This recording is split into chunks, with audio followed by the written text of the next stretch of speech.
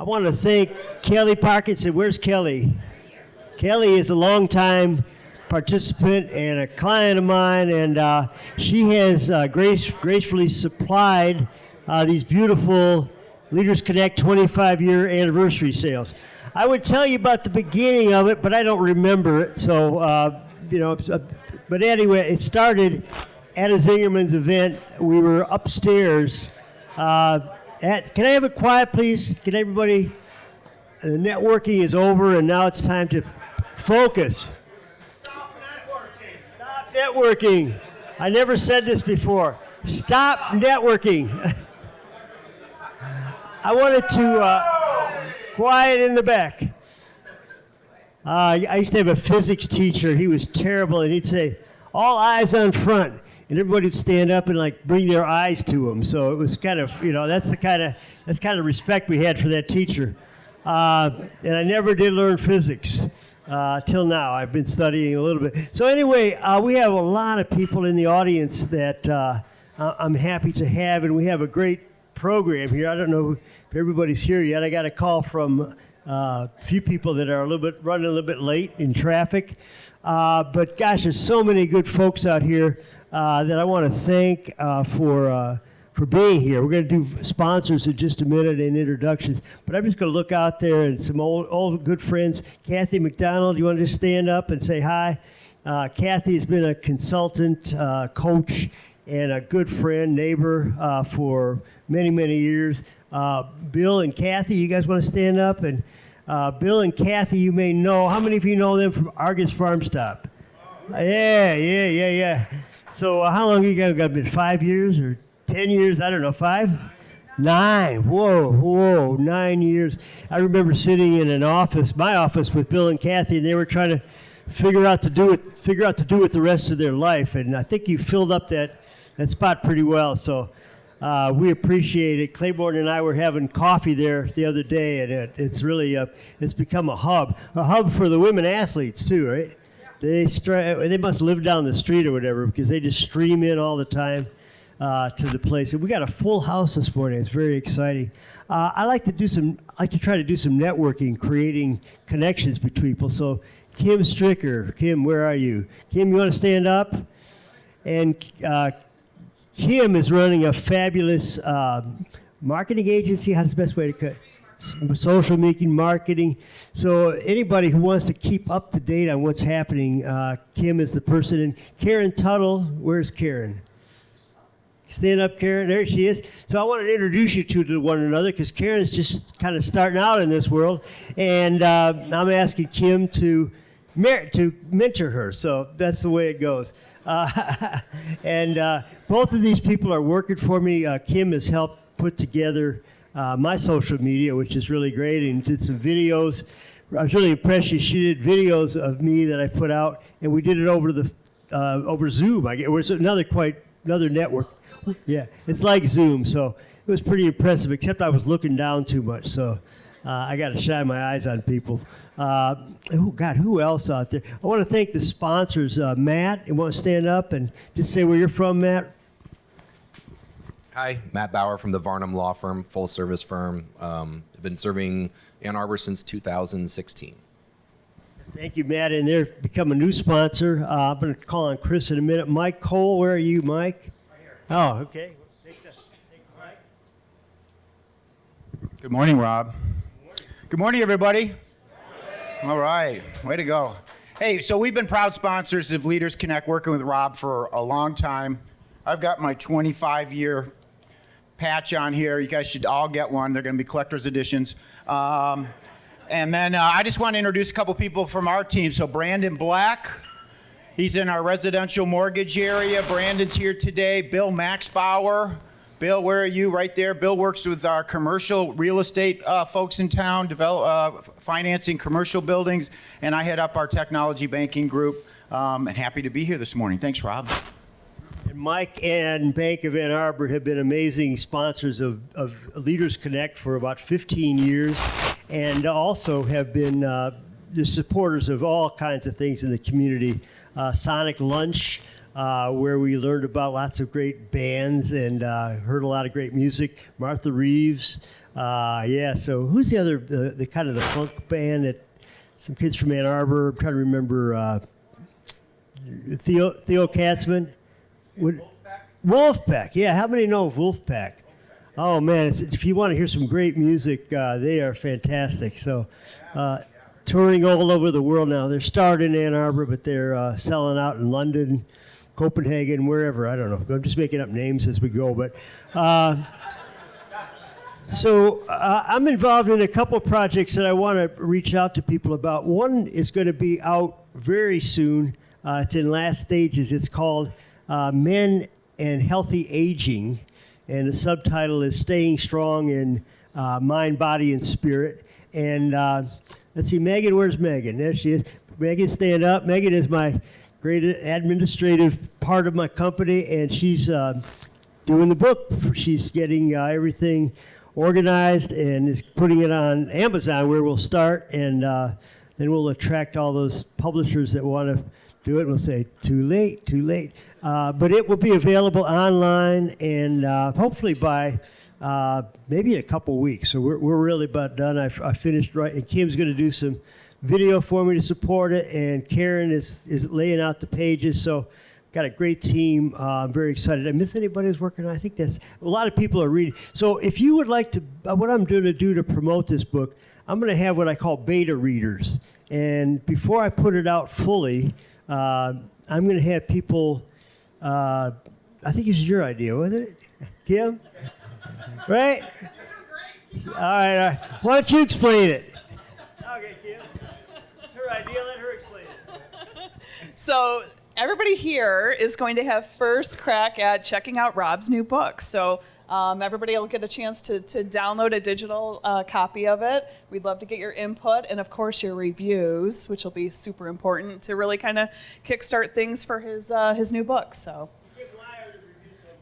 Yes. It's all about the algorithm. We want to make sure that all these good reviews are seen by multiple people, and the algorithm basically kind of pushes up Rob's book to the top and says, this is one of the best sellers out there, and everybody wants to read it. So we love that. So thank you all for your support in advance. These are the kind of ideas that Kim and many, many others here, Rob, there's just such amazing internet marketing and other kinds of marketing people here who can help us do so many things. Who does your video, Bill? You do your own. Well, if you go on Instagram today, you can see Bill drinking beer. That's always people want to start your day with Bill drinking beer. That's how I started at about 5:30 a.m. What were you drinking, Bill? So we have we were able to track down a Berliner Weiss from a brewery, Becker, in Brighton, Michigan. And what's interesting for Argus is that we're able to mix in local fruit syrups with it. So it's a little bit of a different beer, but it lets us continue to find ways to use local producers. How late are you guys open for beer? 8 to 8 in both locations. So we're your first beer, not your last. 9 at the Packard store. 9 at the Packard store. We're your first beer, not your last beer. 8 to 9. I haven't gone there. Beer at Argus. Yeah, let's all show up at about 7 or 8, and we can all have a good start to the weekend, which is going to be a great weekend with Michigan game. Anybody go to Michigan games? Yeah, a few people. Yeah, okay, great. I'll be there tomorrow, and I'll tell the story of that in a minute. Who else? Bill, where's Bill Burgard? Yeah, Bill. Okay, Bill and I are working on another book. I mean, I've got 3 books going right now, so I'm very excited. Bill is an illustrator, head of Department of Illustration. Is that right? Bill, why don't you introduce yourself? Put him on the spot. He teaches to a 600-person class at Michigan, so I think he can handle it. Yeah, but I'm not on stage. Okay. I'm not the speaker. I didn't know you were going to do this, Rob. Yeah, what's your title? I'm a teaching professor at the School of Art and Design, which is called Stamps. And you may have gone to the Penny Stamps lecture series, which is at the Michigan Theater every Thursday. And we just had Chris Van Allsburg, who did the Polar Express last night, a big crowd. And I'm sure you got some ideas for your book from that, right, Rob? Thanks, Bill. And Bill and I are working on a book. He's going to illustrate this book it's about Mark Friedrich and a little kid going to the baseball game with his grandpa named Izzy, which happens to be my grandfather's name. Nothing, just coincidental, but it's about this kid. It's based on, us, me, which a lot of those books are based on personal experience. And we're looking for maybe getting out next summer. Is that about right, Bill? Something like that? And we're looking for a publisher. So I always ask if anybody knows a publisher. We always have Amazon, but these children's books are really good if you have a connection to a publisher. You got one, Matt? Okay, great. So if you, again, this is the kind of things we do. And let me just ask, is anybody else asking for anything or have something to offer? You need something, you need a reference, or you need some supplies or a service person? Anybody out there looking for that? Or you're looking for work? Everybody's employed these days. Everybody has what they need.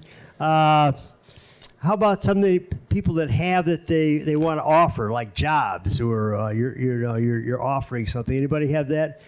Free donuts? Nothing. Boy, I've got a quiet crowd today. So I'm going to get on with the program. Today we're going to do the future of college sports, which is very exciting, and we've got a speaker here, Jordan Acker, who has kind of got me going on this theme. And Jordan, I'll introduce in a minute. But he's kind of talked about this. It got me excited. Next month, we're going to do artificial intelligence again, which is a really hot topic. Is anybody here going to sponsor that? I'm trying to remember. If we could talk about Mike Durgis. Are you? No.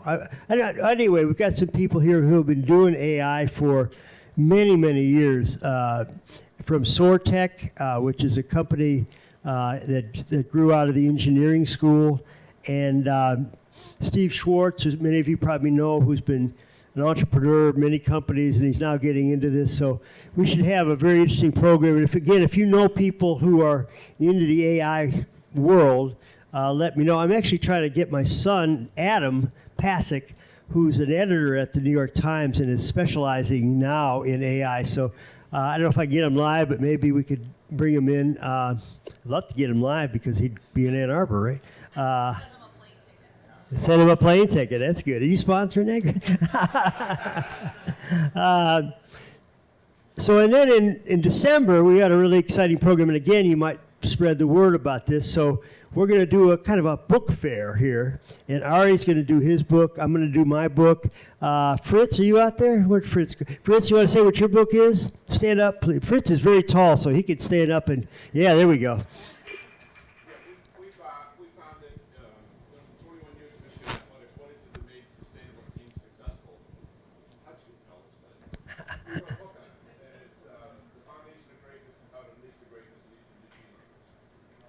What's the name of the book, Fritz? The Shift. You know, yeah, I got to do a little, I got to give Fritz a little marketing lesson. The first thing you want to say is the shift, right? And then remember it. And I think I know a way to remember it, but that's a different thing. He needs Kim. See Kim or Karan, or how many other people do marketing out there? There's a lot of people that are kind of into, Rob, you do that? Yeah, okay. So anyway, I'm going to turn this over. I'm going to do some introductions, but first I want to have, I think I missed some of the sponsors, but Office Evolution, yes, thank you. And anybody else I'm missing? We got the bank, got the CPA firm, we got the office space, we got everything you need, bank, so you borrow the money from lawyers, yeah, you sign up your papers with Matt, you get some money from Mike. When the money starts rolling in, you talk to Chris. And when you need more office space, you go to Office Evolution. I'm probably forgetting something, but we're full service. Oh, by the way, when you need coaching or consulting, you see me. That's about in that order, I think. Is that right? So, Chris, you want to come up, and she's going to do an introduction of one of our panelists, and we'll go from there. Thank you, Rob. So I am Chris Singh with Raymond. I'm wearing my letter jacket in solidarity of the panelists today. I am joined by two of my partners. Adam Williams is over there in the middle Brian Wade is in the back. Brian is another Division I volleyball college athlete, so he's in solidarity here today too. We are a regional professional services firm. We do all of those awesome things over there. We have a wonderful big office in Ann Arbor. The part of our firm that is working on tax returns, we are pushing pretty hard. Adam and I are playing hooky on that. Does anyone other than my husband still need to file his tax return? Adam and my husband, so we're almost there. Excellent, you came to the right place. It's on Monday the 16th, and we're gonna take every extra 24 hours we can get. All right, so without further ado, I get to introduce one of the panelists, and that is the legendary coach, athlete, and gender equality advocate, Carol Hutchins. Woo! Carol Hutchins is college athletics, and we are thrilled that she's here today. Wore my letter jacket in tribute. When I played at volleyball at Michigan in the early 90s, you were just getting going. I think you started in 83. Do I have that right? Ish. And even back then, everyone in the athletic department knew that the softball program was really special, as was his coach. We knew. And when she retired last year after 38 years as Michigan softball's head coach, Carol Hutchins was the winningest coach in NCAA softball history. And the winningest coach of any of those coaches in Michigan athletics history with over 1,700 wins.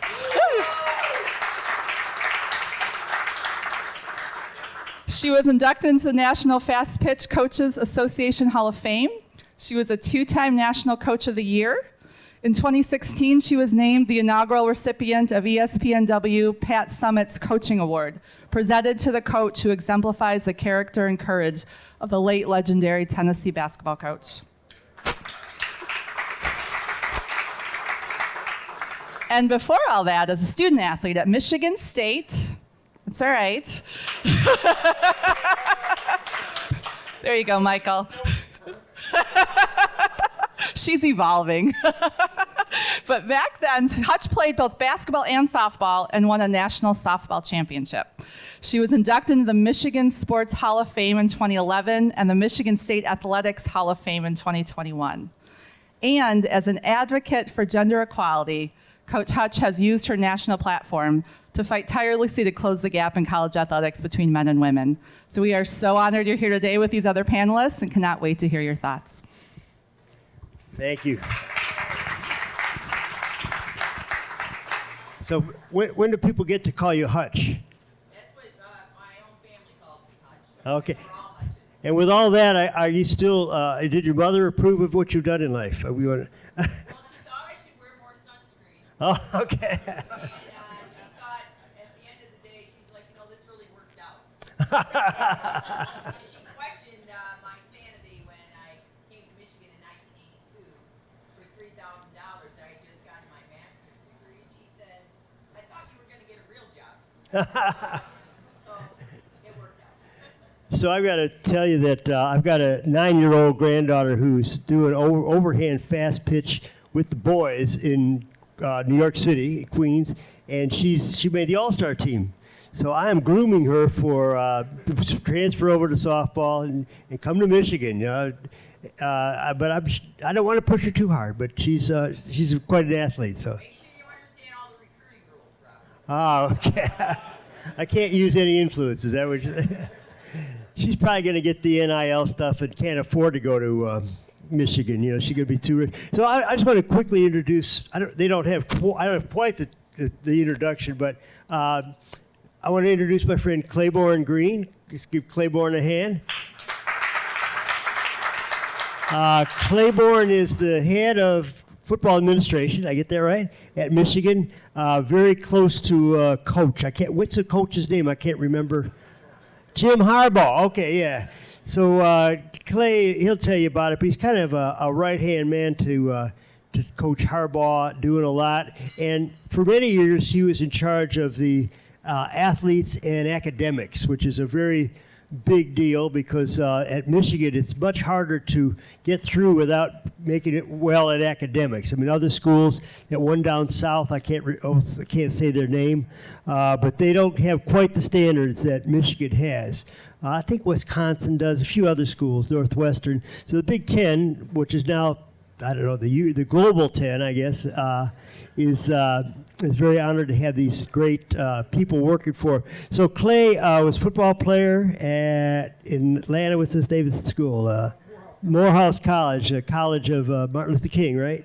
Yeah. So he fills that tradition of leadership that's taught by Martin Luther King.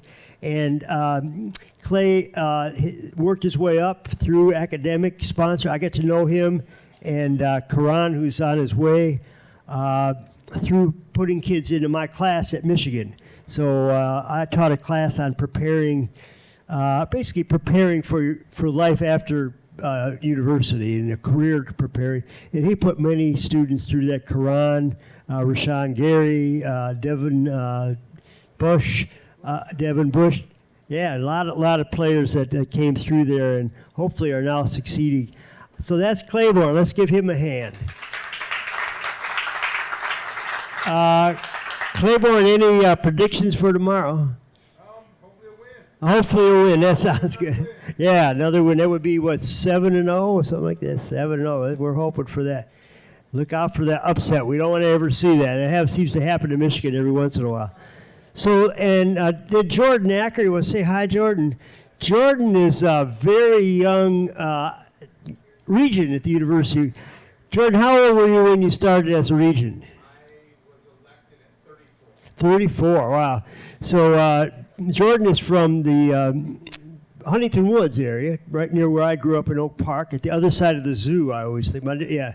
And Jordan was also a partner in the law firm of Goodman and Acker, is that right? In that area? I know where you guys are, off Southfield, okay? And he's become very involved in this whole thing about sports and the future of sports. Worked a lot on the, is it NIL? Is that I get it right? And that stands for Name, Image, and Likeness. And I'm going to turn it over to Jordan to get started because he's kind of going to frame this. He had an article which he put online, and then it really went viral to the point where he was in the New York Times 2 weeks ago with this article. And it had nothing to do with my son, by the way. So and it kind of framed some of the issues, particularly around expanding the Big Ten from kind of a Midwest version to a national version. So, Jordan, do you want to come up and talk about what you're doing? Oh, yes. Can I sit down, though? Is that okay? It's a long drive here this morning. So, first of all, Rob, thank you for doing this. This is wonderful. I'm not a morning person, so doing this in front of 60-some people is at 8 a.m. is quite a lot for me. But, you know, I never, unlike Hutch, unlike some of our other guests here, I was not a Division I athlete. I was a decent high school tennis player, but I was definitely not going Division I. And so this never came up as something that I really thought that I would do. I was a huge sports fan, but it was always as a fan. And you know, when I settled into this role as regent, I can talk. Hutch wants me to talk about how we got there later because it is kind of an interesting story. There was a real gap in knowledge and understanding of how athletics works from a policy perspective. So my background is completely different. I worked on Capitol Hill. I worked in the Obama White House. I worked at the Department of Homeland Security before moving back to Michigan to practice law. And what I saw was, and I'm going to talk about this a little bit because I was listening to the news this morning. I heard that Charlie Baker's going back to Capitol Hill next week to try to beg for some more things. And there's just a real... Charlie Baker is the president of the NCAA, the new president. He was the former governor of Massachusetts. Thanks, Rob. I forgot. This is what I learned from the New York Times is that you have to, when you talk about this stuff,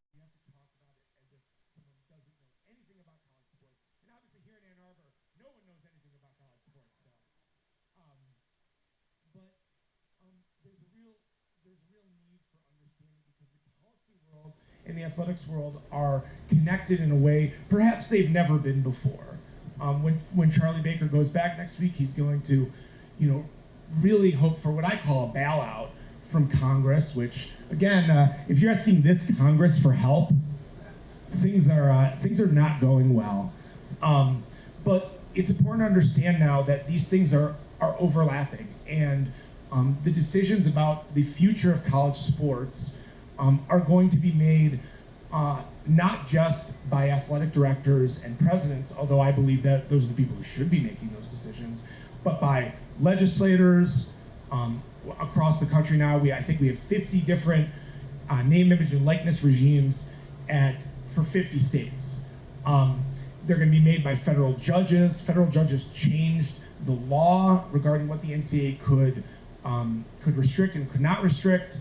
And then there's a couple of other cases that I'm sure.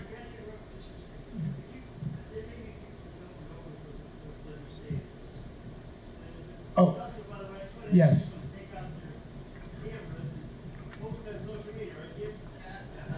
I like when Rob tells me, like, stop talking and go back. It's nice and humbling. And my wife. This isn't on tape. She can't see that, right? So the whole idea for years and years and years, only in college sports and no other business in America, and let's just be clear, for football and men's basketball, women's basketball is absolutely a business. You could not engage in deals involving your name, image, and likeness. Meaning you couldn't go out and say, I'd like to be on a Wheaties box. And for years this was in the Olympics. 92 happens, the Dream Team, that ends pretty substantially. Only in college sports up through 2021, when the Supreme Court overruled the NCAA 9-0, which I like to say, if you can get me and Brett Kavanaugh to agree on something, something's gone a little crazy. But 9-0 said it is not legal for the NCAA to restrict student athletes from selling or capitalizing on their rights to their own name, image, and likeness. And so overnight, this changed college athletics and what it was. I have to do this because he's just sitting in the back. Hi, Jared. So Jared Wangler, who's sitting in the back there, who's a former U of M football player, had a dream of being an NFL agent, and finally found himself in a position where all of our football players, all of our other student athletes needed help understanding what these law changes were, and needed help getting these deals. So it opened up a completely new market with almost no regulation. The NCAA basically said, well, we're not doing anything about this anymore. And it changed things substantially overnight. And because it's such a new market, we don't quite have all of the answers yet. We don't quite know where things are going, though. I will tell you the next thing, and we can talk about this later, is revenue sharing. Which is the other thing that I'll talk about today, which is like in professional sports, where a percentage of the network revenue is shared between the universities and the student athletes. There are cases directly involving this right now, and it's almost certain that courts will side with student athletes and say, yes, student athletes can get a percentage of the revenue. It's just a question of when. I don't know, do I have anything else? I just want to say, by the way, it's incredible to sit up here with two legends. There are things I get to do in this job which are great, and we'll talk about more, but there are very few that are more meaningful than being around people at this university. And there are a lot of them who have dedicated their lives to this school and to their students, and very few have done that in the way that Hutch has. But I will tell you, when I met her at the athletic department offices, and we talked for a couple minutes, she goes, I like you, I'm Hutch. And I had this moment where I said, I know who you are. I didn't know who you were. I go, who's that guy? It's true. We were sitting in Rob Rodemaker's office on the assistant ADs and talking about, and it's like, I think you get to a certain point in life where you don't have to introduce yourself anymore. You don't need a name tag. And that's why sitting next to, in my view, the greatest coach in not just Michigan history, in Big Ten history on this stage is just an honor beyond belief. So with that, I'm going to turn the mic over to whoever you want. You're the coach. Yeah, I didn't know who this guy was. Well, Rob, what would you like me to talk about? Oh, the women. Oh, yes. Well, you know, when Rob asked if I would like to be involved in this panel on the future of college athletics, I said, listen, I got nothing for you.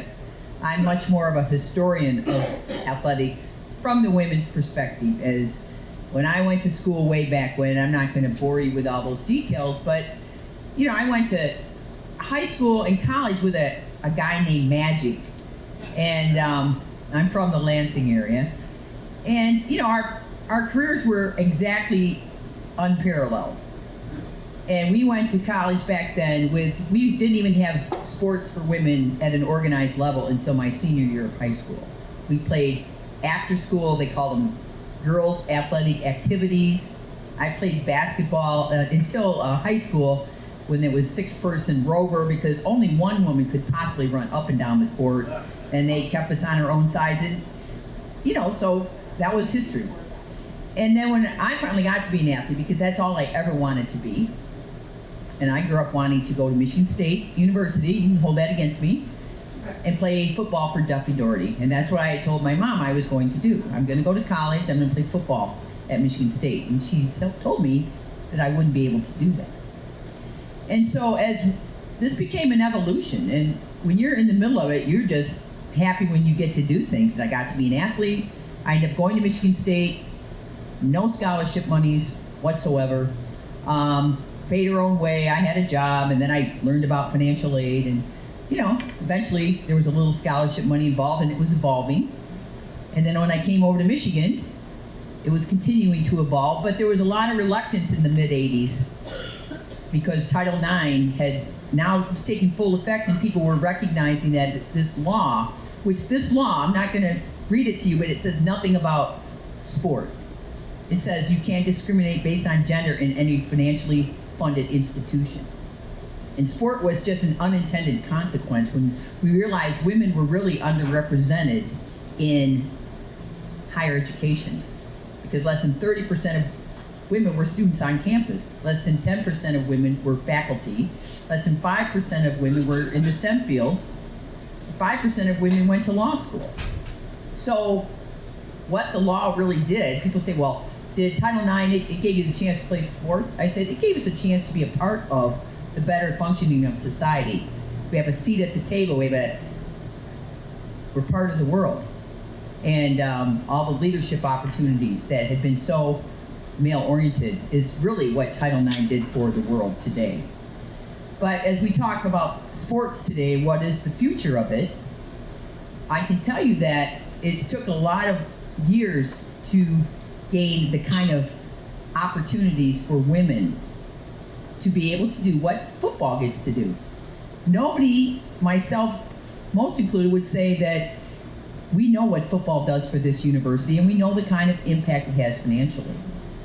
But with that being said, the most important thing we do in college athletics, and excuse me for being old school, we educate our students.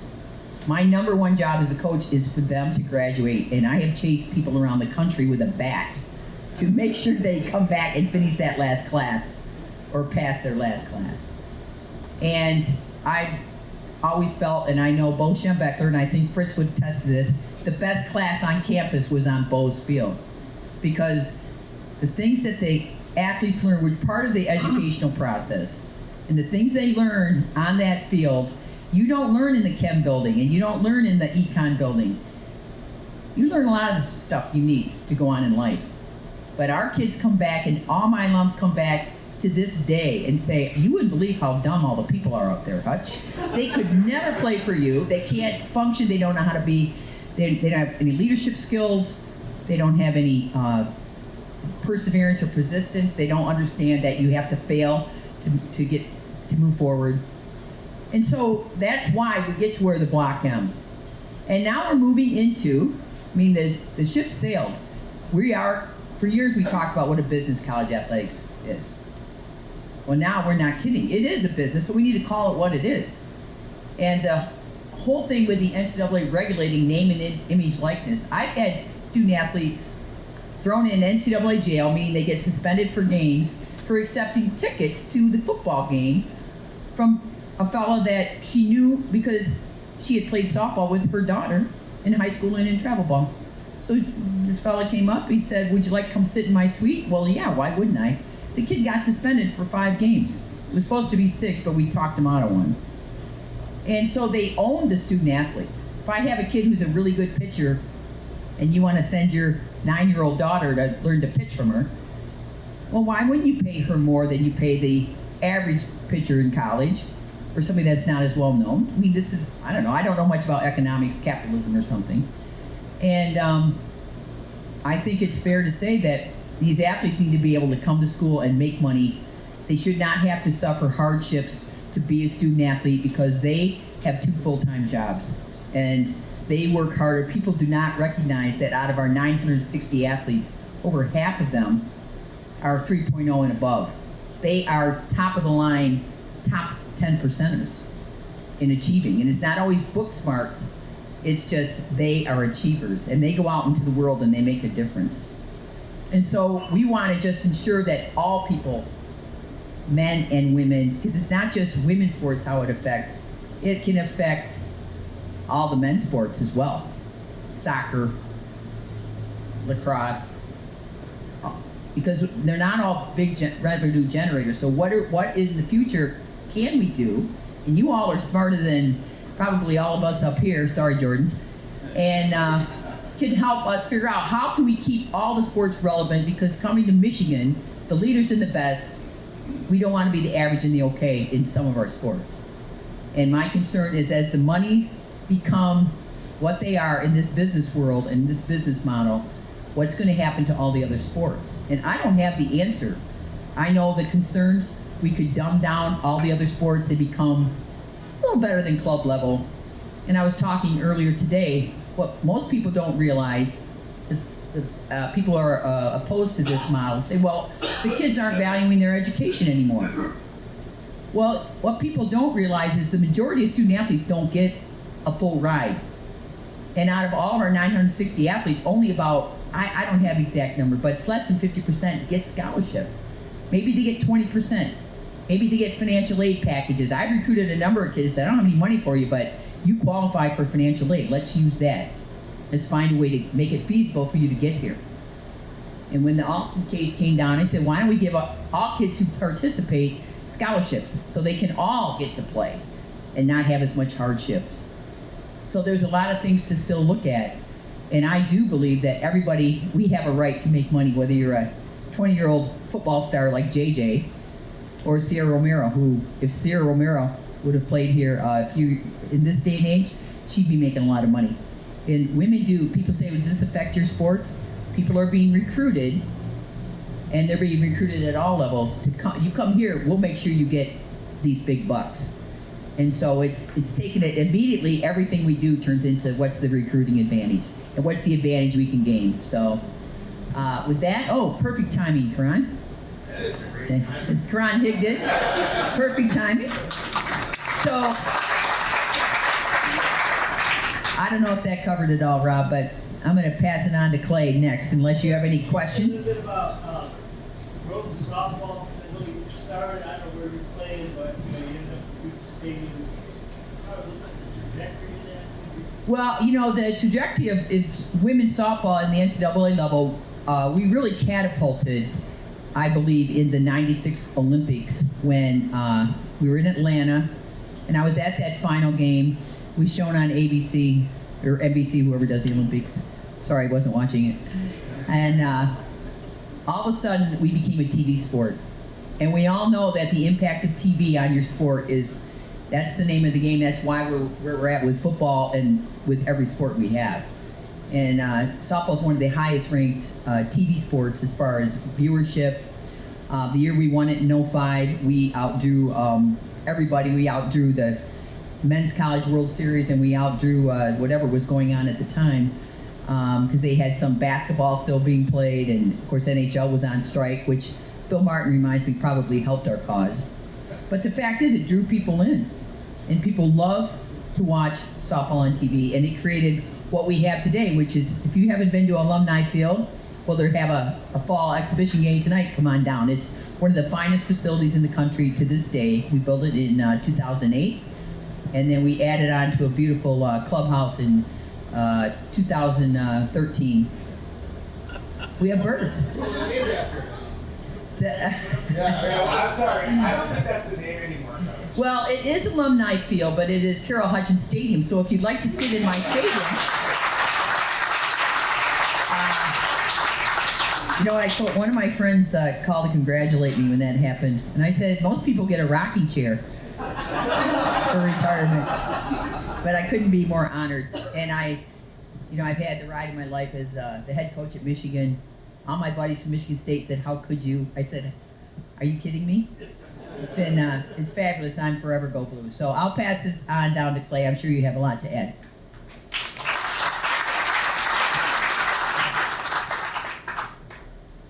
I do want to add Karan Higdon, as many of you know, captain of the team in, what year was that? 2018, not 1818, right? No. And Karan's going to be talking about his trajectory after football, and Clay's going to be talking about how all this is affecting the team. You've been with him about 10 years, is that right? Yeah. So we pass that back. Yeah, name, image, and likeness has been, I think, one of the. It has gave us some challenges, but overall, it's been probably one of the best things I feel it has been for our student athletes. You know, the fact that they have an opportunity to make money off their name, image, and likeness, I feel is kind of long overdue. Now, the thing is true. You know, there are some challenges with guys and opportunities to make money. So if you're making money, sometimes with the classroom, I think Hutch mentioned that. I mean, sometimes you have an opportunity to make, you know, $5,000 at a signing, or go to your history class, which they have to go to. But sometimes those challenges can sometimes face challenges for our guys to kind of balance those particular things. But also too, the biggest challenge that I find, but I think we do a good job here at Michigan, is really kind of making sure we keep a certain culture intact. I think other schools at first, when all this name, image, and likeness thing went out, gave guys a lot of money up front from things of that nature, which in a sense, the biggest thing we try to keep here is our culture of what Coach always talks about. What is good for the hive is what's good for the bee, and what's good for the bee is what's good for the hive. You know what I'm saying? And so when you have 18 to 22-year-olds, when you're throwing a lot of money in the mix, you have to be really careful about making sure it's equitable for everybody and that egos are not getting involved. And I think one of the things that that we've been able to be successful for the past couple of years and this year is maintaining the culture of a very selfless culture. So when money's involved and certain guys are making a lot more money than others, keeping that culture and maintaining that selfless mindset, it can be a tough and challenging thing, So, but I think we've done a good job, and then we worked with. I mean, there's only so much that we can do inside the program, but luckily, like our collectives and things of that nature kind of understand the vision that we have for our team, and therefore kind of help carry that out in a very equitable way to make sure that NIL does not become a distraction to what we're trying to do, which is win games each day and Saturday and graduate our guys and things of that nature. Now, the positive effects of that, what I would see is what you'll find in order to take advantage of NIL, our guys got to portray a certain name, image, and likeness. You have to be stand-up guys. And so now that has given us the benefit to really hold our guys. We always hold our guys to a high standard, but now that money's involved, man, you can hold them to the ultimate highest standard and say, hey, man, you know what I'm saying? You want to benefit off this, you need to conduct your business in a certain way that's not only going to benefit yourself, the family, and the program. So I think of all the positives that has come out. There's been so many more positives than negatives that have come out of this with holding our student athletes to a certain standard. I mean, the coolest thing about this, too, you're talking to guys like JJ and Blake about real estate, investments. These guys are making really grown men and grown women decisions about money. I think about it now, being part of what I think the athletic department has done a really good job of is of kind of making sure our guys are educated and our female student athletes are educated on how to handle money, handle taxes. I mean, I have to help our guys get W-2s at the end of every year. I mean, I've never had to deal with that before. And so those decisions, those things that have been really, really... Clay, we're coming to talk to them about taxes in a couple weeks, too. Yeah, and so a lot of people, I think there's so many benefits that have come from NIL and the fact that our young men and young women are able to make money. And so I think, like Coach Hutch said, the ultimate goal is to prepare our young men and women to be productive citizens once they leave the University of Michigan. And the fact that this money is involved, it really forces us to be really intentional to make sure that our young men and women are getting the education, not only up on the hill, on the field, but also, too, most importantly, how to conduct their business in life. And so I have nothing but positives and things. I think with football specifically, a lot of our guys come from different backgrounds, very humble beginnings. And the fact that some of them are now making money to take care of their families, it does ease the pressure of being a student athlete.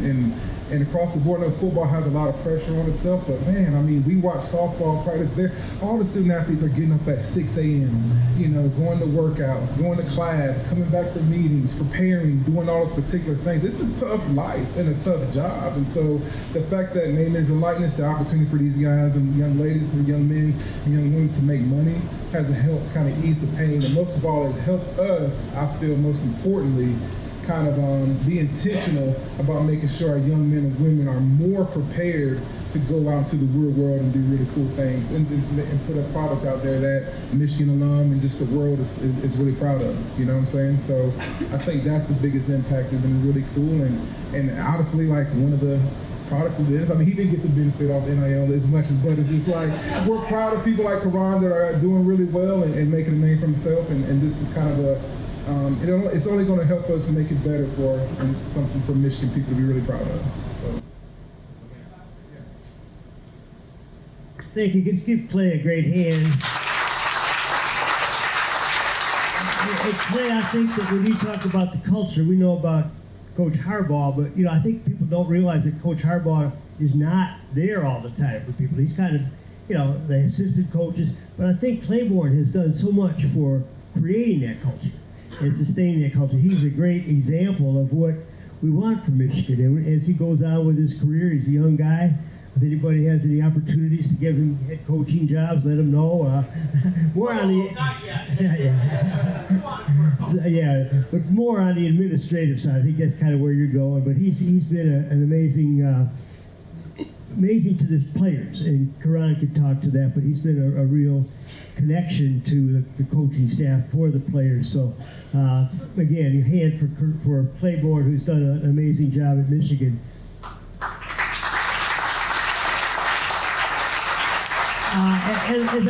As I introduce Karan, it's very linked to Michigan because Clay selected Karan as to be somebody from my class, and I got to know Karan. Come on in, it's okay.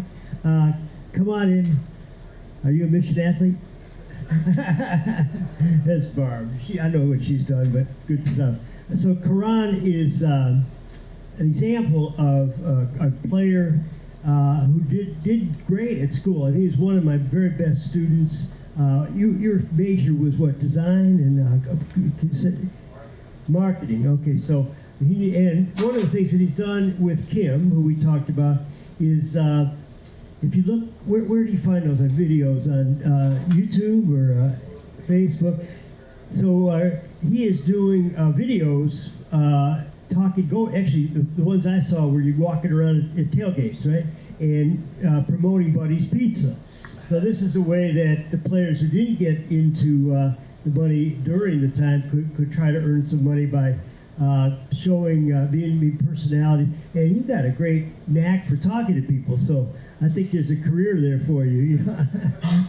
You're really good with the interviews and all that. So I want to introduce Karan. And by the way, I want to say that Karan and Claiborne and I are working on a very secret project, which we hope to launch soon. It's a book related to Michigan football. And Clay had the idea for it. I've been trying to support him. He has the connections to players. And Karan has been designing this and correcting. So we hope to have it running out before the season's over. Right? We'll use it for when they get to the grand final and win that national championship. So I want to introduce Karan, and Karan's going to talk about life after football and also how things were before they had NIL and all this transfer stuff.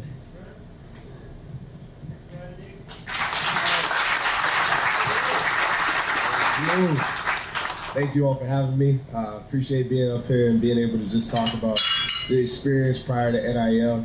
Obviously, NIL is a game changer. I missed it by a couple of years, unfortunately. But I'm also very thankful that I did because I got a chance.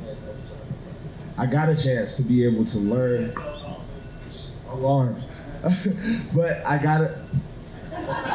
You see me shut it off, right? There we go.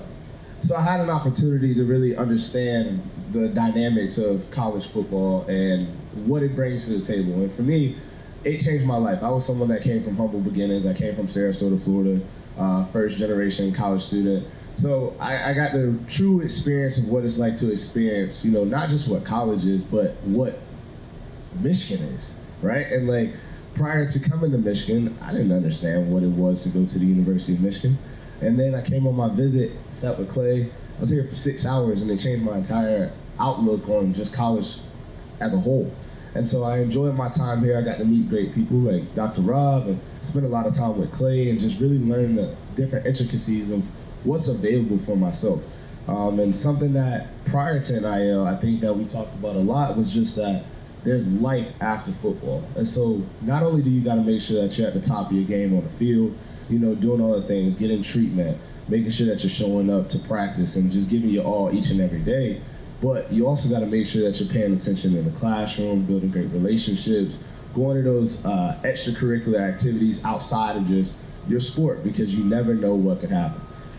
My senior year, I actually had bilateral sports hernias, and so it hindered me a little bit going into the draft. I fell out the draft, and it changed the dynamic of my career. But I had some security because I took the route that, great leaders and advisors gave to me of just, hey, make sure that you have a foundation laid before you leave this university. Make sure you meet as many people as you can. Make sure you learn as much as you can. Utilize your resources as much as you can. So that way, when football does come to a halt, you have some room to be able to navigate in this world. And I've been out now since 2020. So now 3 years, and it's been an amazing transition.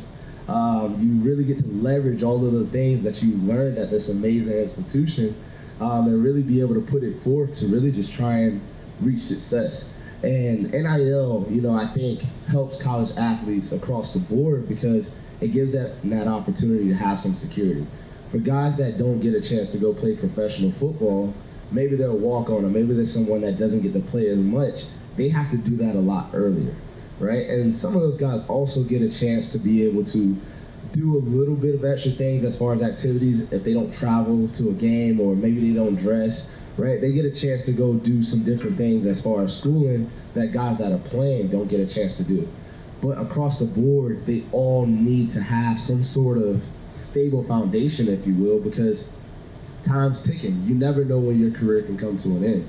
And so NIL, I think, changes that because, every single one of us works at some point, right? Like, you do something to earn a living.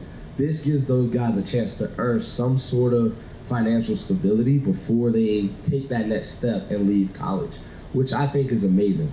Reason being is because when you do transition into, civilian world and no longer an athlete, you have to learn what it is to really mingle amongst those that aren't in the athletic world, right? Because there's a different understanding, there's a different initiative, and if you can't figure that out, you'll struggle.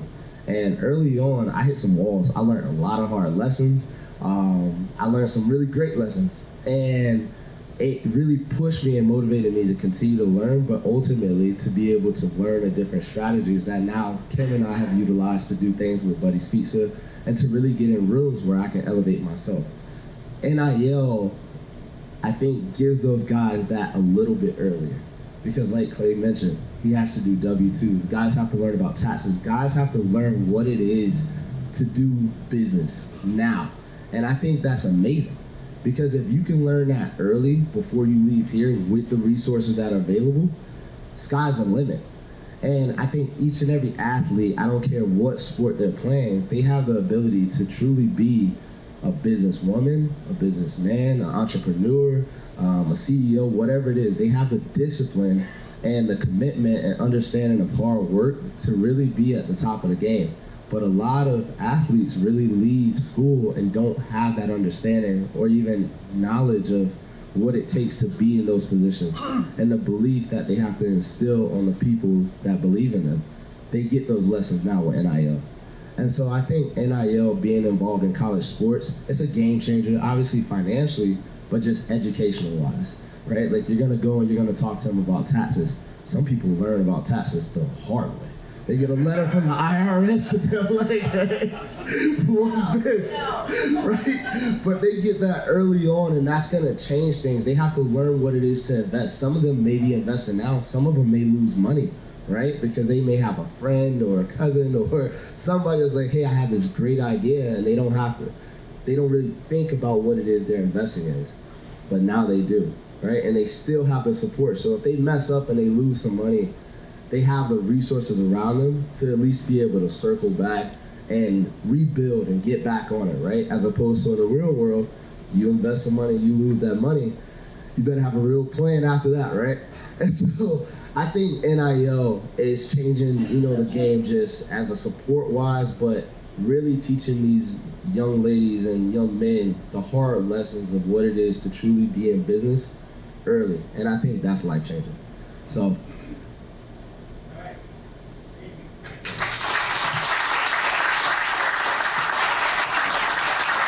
Very good. I'm sure Karan, the audience now understands why you were one of the most outstanding students. And hey, I got a question for you. Of your class, football team, how many actually play pro football?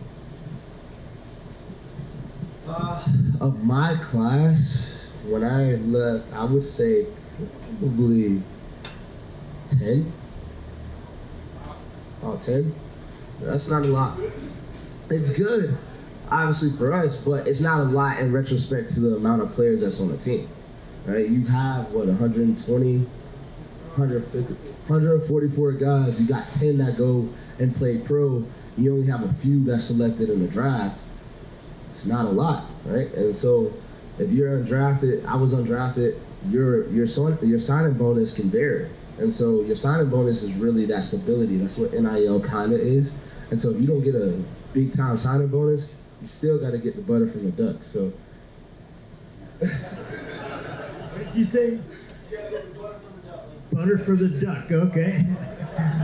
I've served butter on duck, but I've never got it. Not from. So let's see the best way to do that. I'm going to give the panel a chance to come in again and maybe ask questions of one another. And then we'll take questions. So if you want a question, have a question, please line up here, and we'll give you an opportunity to ask questions. I know somebody have to squeeze out, so.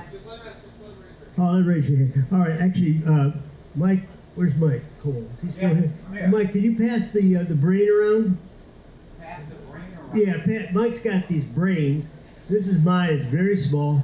And it used to be bigger, but it shrinks with time. And Mike, when somebody has a question, just pass the ball to. So let's get started with. Do you have questions for one another, comments for one another?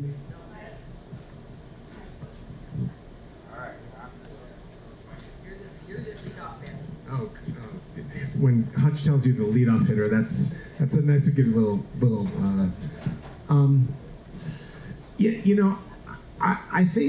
I think Clay. I think my question is actually for you about this. So how do you talked a lot about how NIL keeps people doing, that they have to protect their name, image, and likeness in order to make money on it. What additional things do you have to do specifically with your players to not just understand that part of it, but understand how that's going to change from year to year as they go from recruits to to freshmen all the way through their senior year? How do you keep that locker room intact, in other words?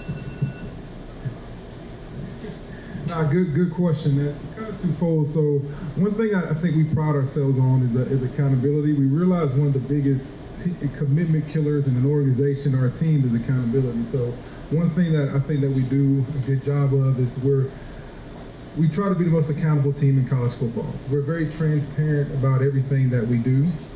We measure everything from their locker room, from academics, to strength and conditioning, to athletic training. These guys get a grade in every facet and facet of that they do as a student athlete here at the University of Michigan. And we're able to rank the team all the way 1 through 150 based on their actions. You know what I'm saying? So we know who's producing and we know who's kind of just consuming and taking up space as well. So I think with that, and the interesting correlation to find is that you see the guys that are handling business on the field, off the field, even the little things, their locker, every time they hit the weight room in the classroom, those are the guys that are benefiting the most. And so off NIL. So with that being the case, the guys see that certain guys' actions that are consistent across the board on all levels are benefiting more.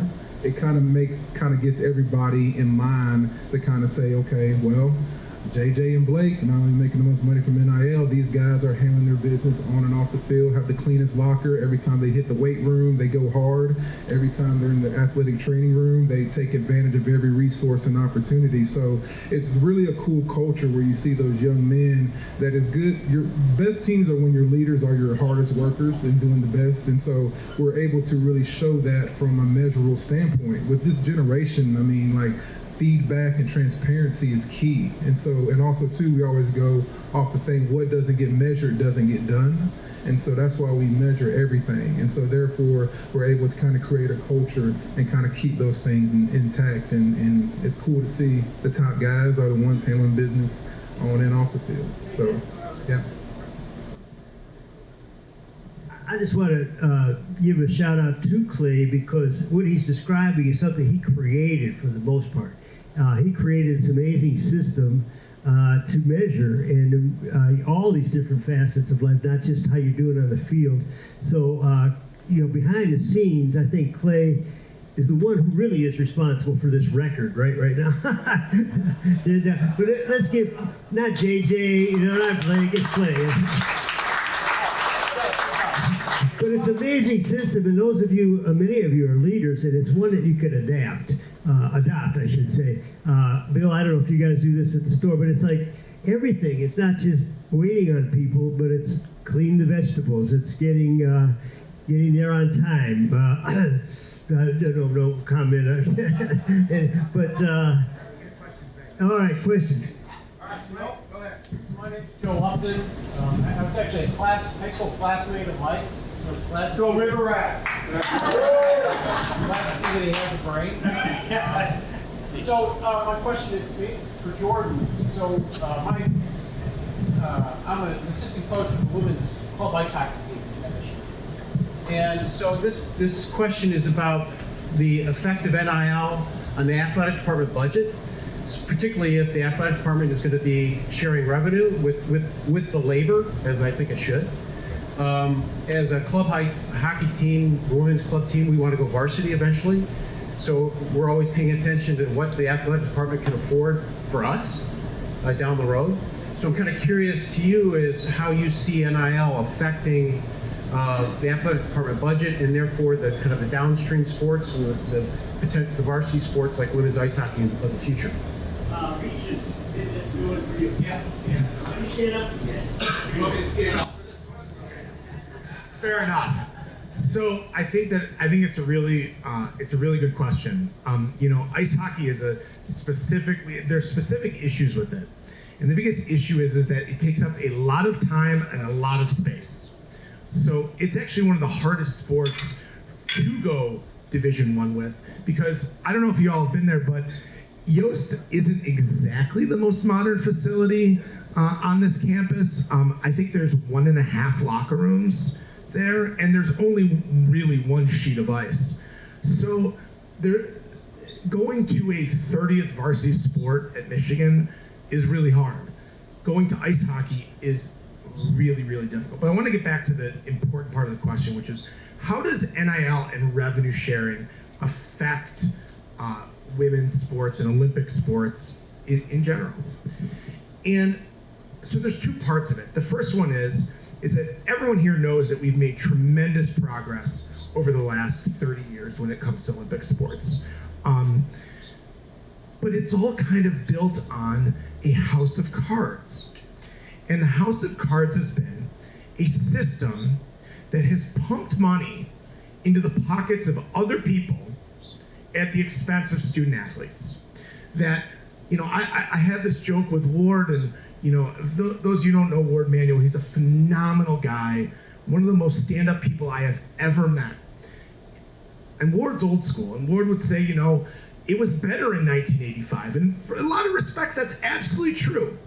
But I remind Ward that on January 1st, 1981, there was the day that we were playing in the Rose Bowl, the front cover of the Detroit Free Press was a scandalous story. Bo Schembechler was going to get paid $100,000 to coach the University of Michigan football. And if you asked any of our coaches today whether they would take $100,000 to coach football at the University of Michigan, I think the answer would be no. So it just tells you how much of a business this has grown into. This house of cards, frankly, in my view, was never going to be allowed to stand by the courts. The judges of the Supreme Court have made it very clear at this point that it's not going to stand. Anyone who believes that the current model is going to exist in 24 months, that Congress is going to bail out the universities and the NCAA, is lying to themselves. What I would argue is, and I don't pretend like I have all the answers on this one. What I would argue is, and what I do argue is that I trust folks like Ward Manuel, and I trust folks like Hutch who help out Ward Manuel on this kind of stuff to make these decisions, and your university presidents over network executives and over federal judges. Because at this point, that's who's making these decisions. Part of the reason why I got into the New York Times was because I was up north at Camp Michigania. I don't know if any of you have been there before. Yay, Camp Michigania. It's the best place on earth. But I was talking with a couple of former student athletes about the work they had gone into and what they had to do every day, and to a point, it is a job. It's absolutely a job. It's no different, by the way, than being a GSI at Michigan. It's no different than any other student employment, right? The difference is, of course, that they get paid for it. But they also have an impact on their working conditions. And that's an important thing. So for football, it may make sense for Clay to go out to Oregon. I know this is going to not surprise anybody, but they get a chartered plane. Okay, they get to stay in a decent hotel wherever they go, and they go once a week, 7 times a year. What impact does that have on women's softball? Is completely different. The thought that got to me, and this is why I came back to Michigan, is that it was a female athlete said to me, I signed up to play against schools in Bloomington and Madison and even Columbus. I didn't sign up to go play in Piscataway, New Jersey, and I certainly didn't sign up to play in Seattle. And just remember, the only reason why we are there is because two guys I like a lot, Eric Shanks and Mark Silverman, decided to put a lot of money to the Big Ten presidents on the table if they would take it, without really any understanding of the impact that would have on the student athletes at our school, outside of football. So this is just a long way of saying that this is a time that the presidents and the athletic directors have to figure it out. For 20 years, they have ceded power to the networks, and it may work for football. It may make sense for Michigan to play USC and Oregon and Washington, once a week during the fall. It does not make sense for softball. It's not fair, and it takes away from the student athlete experience. And so, again, this is why I have this conversation with President Ono all the time, is that President Ono chairs the subcommittee on expansion for the Big Ten. I say, take your power. You know, student athletes have a power in NIL. This university has a power, right? They're not making this decision to go national in football without Michigan and Ohio State. But we've seeded it because we are chasing more and more money, and then we look at the end of the day and say, well, this has put a lot more responsibility on these kids and on these coaches. How do we fix it? It's impossible to reconcile unless you really blow up the model and start over again. Yeah.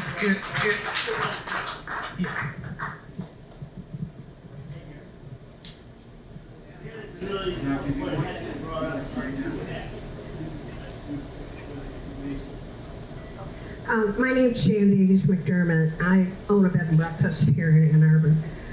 I'd like to thank the athletic department for having good teams that bring lots of visitors to Ann Arbor. I do have a question, however, that may not have been the total focus here, NIL, but does have an impact on the future of athletics as I see it. And that is, where in this whole conversation are we going to address the gender identity participation of biological males participating in women's sports? Will there be a separate division? How will that be addressed as college athletics goes forward?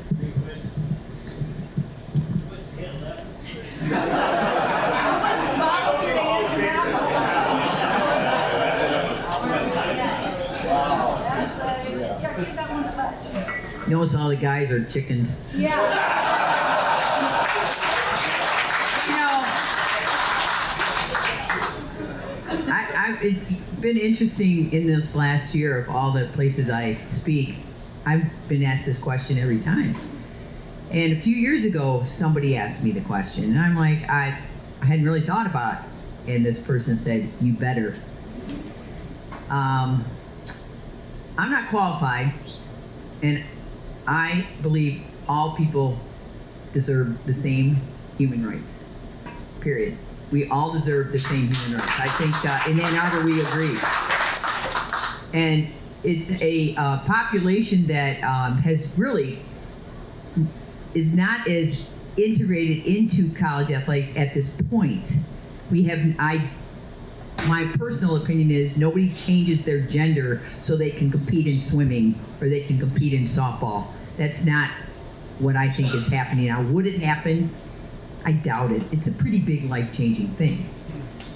And as much as we need to provide opportunity, we would have to have every Big Ten school, for instance, have at least probably 12 to 15 transgender softball players to have people to play against. And I don't know that we have that kind of numbers at this time in any of our sports.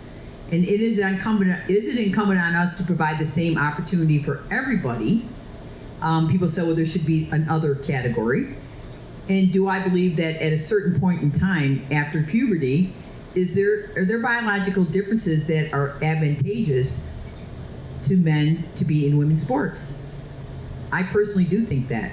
I'm not an expert though, and I don't know if anybody is, but I can tell you that that is the question on the table.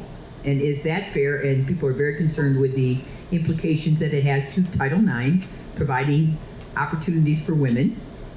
And I don't have the answer for it yet, but I can say it's a very small percentage. It's less than 1% of the populations on campus. To my knowledge, we only have one transgender person on our athletic campus right now, possibly several who have identified in certain areas. There's a lot of different ways to identify, but it hasn't been the most pressing issue, except when we do have this unique person in our athletic department. There are certain things that the athletic department is right now trying to figure out to make sure everybody is treated well, is safe, and is healthy, both physically and mentally. And those are real issues to deal with. Clubhouse issues, locker room issues, the cold tub issues.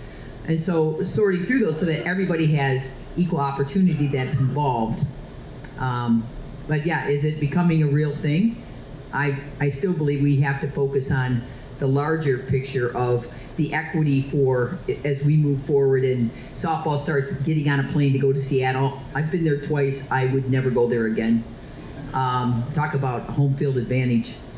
But I think those larger issues have to be dealt with because the women and the non-revenue sports all want to be included. We want to be included in the NIL train, and we are moving into that. Our kids get NILs as well. They may not be J.J. McCarthy's, but we're working through all those things. And we want to make sure down the road, when revenue sharing becomes real, as I believe it will, we want to make sure we still have the opportunity to compete. So we've got 50%, and actually at Michigan, 52% of the population on this campus are women. More women go to Michigan than men. So we want to make sure we have the same opportunity to go to school, get the great education that Michigan provides to student athletes and all the opportunities, period.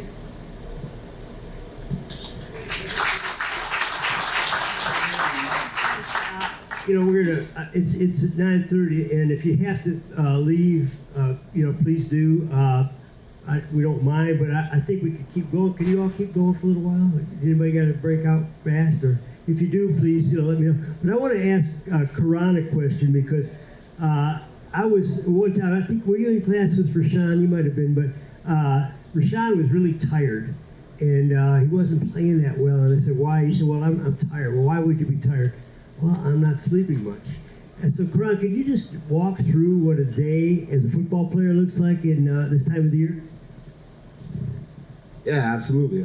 I mean, I think playing any sport is truly a full-time job. And you start, then you can start as early as like 5. It wasn't as much regulations as it is now. And I think for football, you know, I don't have experience with the other sports, but I can speak from my experience just with football. To me, it's like the equivalent of working 2-3 jobs. You know, you start as early as 5. You got your workouts, you got your treatment.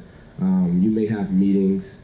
You got your breakfast. You got to make sure you know your nutrition is in place, and then you still have to go through classes all day long, and you have a full class schedule. And then after that, you're going back into meetings. You may have a lift or a workout, and then you got a full practice. You got dinner after, and then study hall at the AC.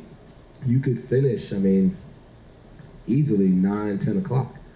And so you're starting as early as 5 and finishing at 10, and there's no time in between for you to even have, you know, me time, self-time to just reflect and kind of just die down. And so it can be a pretty long day, and that can start, camp starts August 1. So August 1 all the way until really January, end of February in some cases. Yeah, January 9th, that's what we're hoping to be. But you definitely have a full day, you know, for a few months where you're just going at it each and every day, back to back to back. After. Yeah, some guys, you know, depending on how they spend their me time, some guys like to play video games. Some guys like to go and hang out and just be a human, I guess. That's how we like to refer to it, is just be a human, separate from work, right? Like try and have some sort of work-life balance. And I think in the football world it's very difficult to do because by that time a lot of people are either in bed, you know, or they're doing their own thing, and so you're finishing at 10 o'clock. There's not too many options that you got. After the game, you're still in the training room, you know, so typically you're not going back home and relaxing and spending time with your family. You're back in the facility. Your life is in the facility. You're going to spend, when you become a college athlete, you're going to spend 95% of your time at the athletic facility. And that's constantly. And if you want to be the best at your sport, you have to, because that's going to be the difference between being where you are and being where you want to be. And for these guys, you know, we're looking to have them there on January 9th. You better believe they're putting everything they got onto that table. So those guys aren't leaving that facility. If you want to be the best, you got to commit to the process, and that's just part of the process. Thank you. I guess we're going to get back in a minute, but thing with Rashawn was interesting because he said, well, after all that, 10 o'clock, he'd come home, have a little bit to eat. They would get into tournaments with the video games. And was it the football video games or whatever? I don't know, basketball maybe. But he'd be up 2, 3 o'clock in the morning. And then he'd be getting up at 5 to go to practice. So I said, this is my coaching says, why don't you cut out the video games and see how it affects? So that's why Rashawn is the player he is today, why he was drafted in the first round, and why when the Packers come to town, I don't get any tickets at all. But and actually, it's interesting that Rashawn Gary, Devin Bush, Karan, all those guys have been playing hurt and have not really reached the potential that they had. Rashawn has, but Devin's been traded a couple times, and it's because of injuries. These guys are banged up, and we haven't even talked about the concussion problem that comes up during the seasons and during the afterlife of the football play. So I want to ask, you got some questions?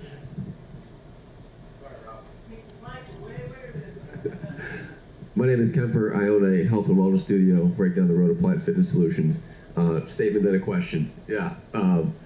Nikki and Rachel Cordes, I think we're... Well, I got everybody involved. I recruited all these people. I was the first one. Oh, you did? Oh, I love it. Awesome. So, statement, then question. I agree with everything you guys are saying about the NIL in terms of how it's developing these young athletes into learning life skills and being like their own business owner. And I think there's a lot of advantage to building those entrepreneurial skills. So me being a business owner and having 20 to 25-year-olds come in that don't have that and they're just learning it, it definitely sets that person up for much more success. So I appreciate that part of the NIL. Question, I think, for Clay and Hutch. The problem that might exist that you guys brought up is you have these athletes that are now they have incentive around spending time that's going to give them money versus maybe going to class. So with the foundation being education first, how do you align the coaching staff or whatever the constituents are at play that are holding the athletes accountable to making the right decision of putting education first? How do you all get aligned on that level from a culture standpoint? Or maybe that, I don't know what the metaphor was, the beehive and the bee, how do they all benefit?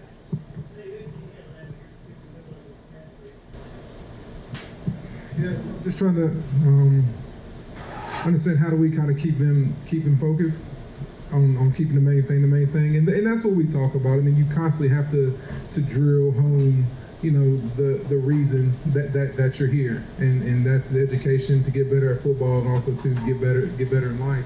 And so, like I said, I think we did create kind of accountability system where we just really hold the guys to the highest standards. So when they're tottering about what's important, we all know, and we all kind of smother them, work together to get them back in line to help them keep the main thing.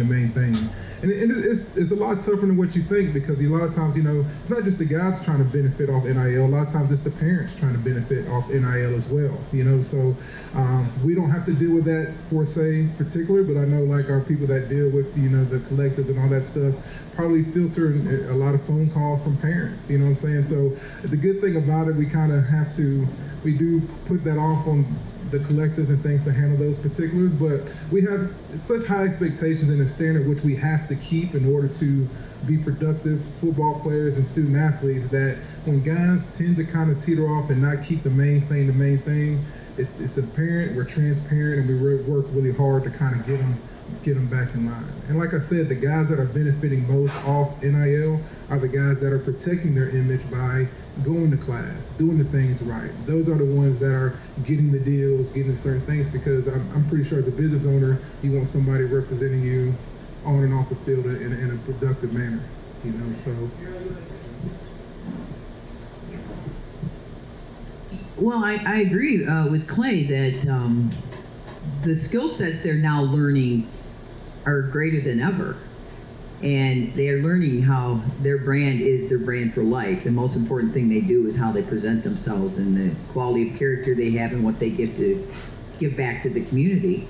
And I'd like to think that, I got to imagine it would be a little harder to deal with guys that are getting 6 and up to 7 figures for some of these deals, but that's really not the norm out in college athletics. I mean, the norm is kids they get really cool Lululemon gear, they get some, dollars to come to appearances, but, we try to, we have a Maurice Washington and they do our career center and try to help the kids as they're looking through their opportunities to go out in the community and get paid for things, what aligns with their values and what they want to be about, what they do want to brand themselves with. To me, it's like a whole different style of interning. And I couldn't agree more that it's a chance for them to really dabble in the real world without just going out in the summer and getting an 8 to 5 hourly job that's kind of menial and so forth. It's a new opportunity for the student athletes. And our student athletes at Michigan, I mean, they're really smart because they're really getting out there and doing some neat things.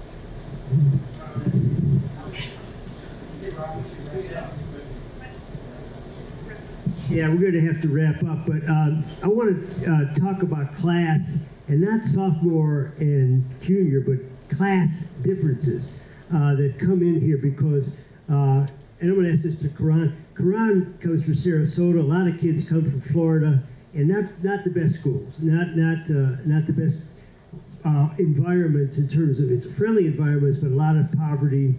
And you come in and you talk to people who like Aiden Hutchinson, who's had the top education, comes from a well-to-do family, and it's got to be a struggle for students that come from different classes. How do you deal with that? Yeah, great question. I think it just deals with the expectation.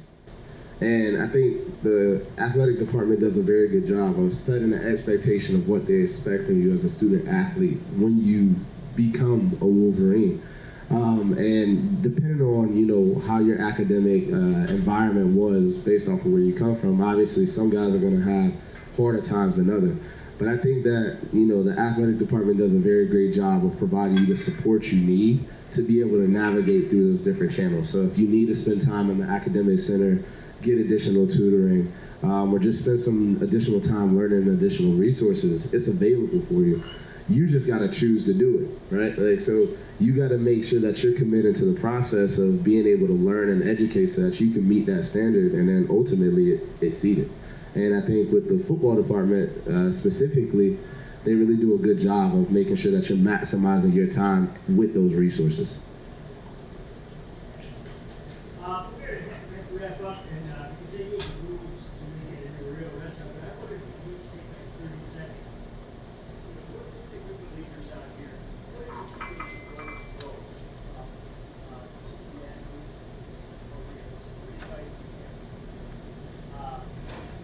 go? Yeah, I can start. I think some insight to give you is that these athletes, they want to learn. They need people like you. They want to learn, they want to grow, and they ultimately have dreams and goals that are bigger than what they're doing at this moment. And so if you're able to open your door and just give some tidbits and advice and make yourself available, please do it because those student athletes, they want it. Yeah, I'm always looking to learn. So if you have anything that you're willing to teach, please open the door. I currently am in marketing and advertising, helping with branding and strategic planning. So if I can assist and utilize my talents in any ways, please let me know. I guess one thing I want to say that our student athletes at the University of Michigan in particular are very special young men and young women. They have to perform at the highest level athletically and academically, and they do a tremendous job of that. So I think we give them a lot of resources to do that as well. But I think the thing that I think Michigan and alum and just everybody can be proud of in Ann Arbor is that when these young men and women leave Michigan and they're there for 3 to 4 years or 5 years that they're ready for the real world and to take it on. So I think having them in any company, any facet of life, I think you're getting a gem because to do what they do at the level that they do it is pretty phenomenal. And being on the other side of that, being a former student athlete, but actually watching what they actually have to do from a different perspective and seeing what all that we put on them, it's pretty amazing what they do. And so that's why we're really proud of them and how when they come out, they're going to be pretty tremendous people.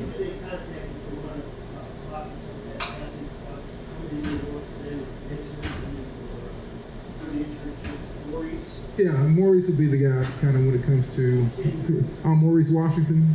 And then if y'all need help, we can help put you in contact with him as well if y'all want to help give student athletes kind of opportunities as well. So, yeah. I couldn't add a whole lot to that. I think if you're looking for really high achieving people, men and women, whether it's for internships, mentoring, maybe a couple weeks and they'd like to get out, the more people they get to meet and network with is it's part of their whole process. And we at the department are always looking for people to help with the educational process. I'm going to just change it a little bit and just tell you about my favorite Michigan football player, a kid named Donovan Edwards. And for those of you who don't know, Donovan got in trouble a couple years ago for retweeting something that was anti-Semitic. And Donovan was a kid. And Donovan spent time learning and understanding about what happened.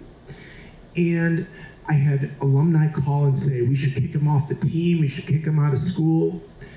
And one of those same alumni reached out to me a couple weeks ago and said, God, it is so great that we have kids like Donovan Edwards here.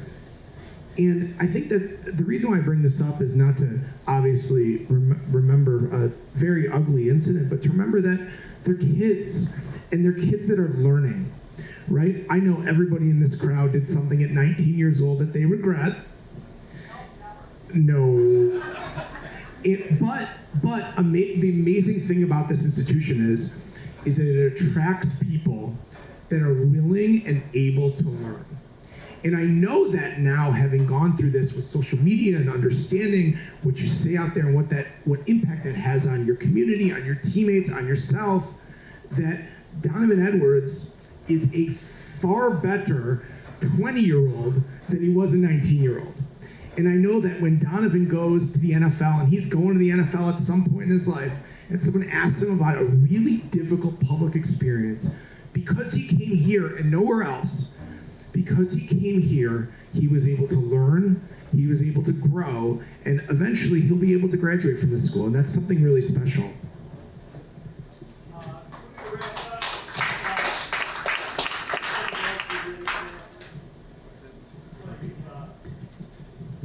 Shout out to the whole panel, but hold just a second for the applause. And I want to say we're going to move out really quickly because Zingerman's Roadhouse has given us this room, but they have to set up for lunch, and they're going to come in here quick. So I'm going to ask the panel to move out to the outside here by the bar, and everybody else move out because we can't really have conversations in here. We need to have them outside. We have room there. So if you could stick around, talk to the panel or talk to each other, that would be the place to do it. So thank you very much. Let's give the panel a great hand. This video, there's a video. Bill, where's Bill in the back? Bill is our video guy. Bill, what's the name of your company? Icon. So this will be out on video early next week.